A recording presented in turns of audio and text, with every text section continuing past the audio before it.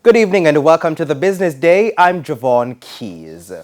Local fertilizer blenders Newport for Sand, Jamaica says rising costs are curtailing demand for its products. Head of Newport for Sand, Dennis Valdez, says the company may have to reduce the volume of products made as farmers lament the cost.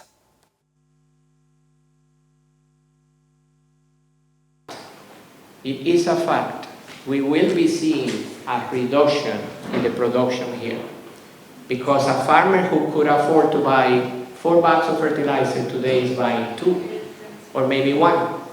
Or not only that, what they are doing, because we are all creative, but at least we are applying something.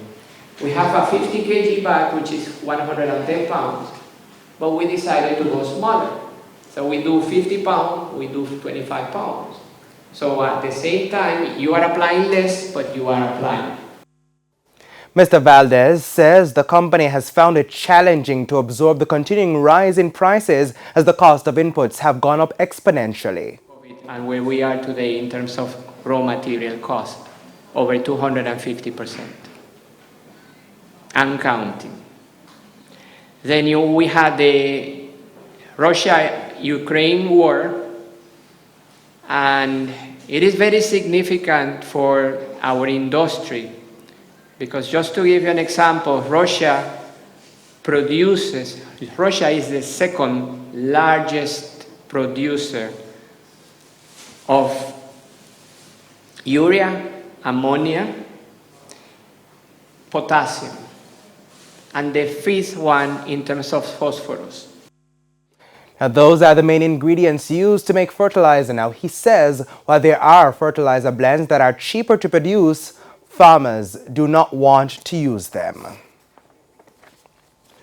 Global ratings agency Fitch is predicting that by the end of August, the United States labor market will regain all jobs lost during the pandemic. Now, the majority of states in the first quarter of 2022 reported solid employment growth.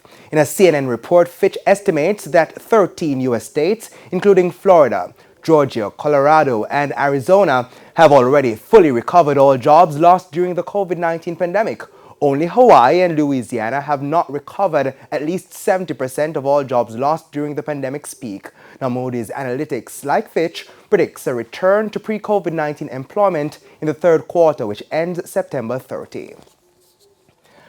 Now, back home, the U.S. currency is being sold for an average $155.33. $121.01 is the going rate for the Canadian dollar, $196.10 for the pound, while the euro is being sold for an average $166.99.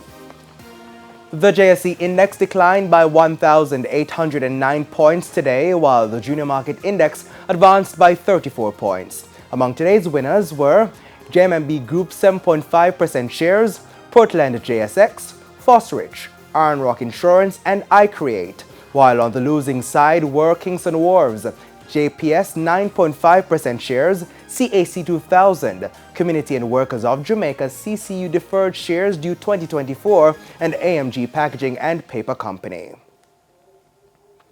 And that's it for the Business Day. I'm Javon Keys. Stay with us. Regional and international news are after the break.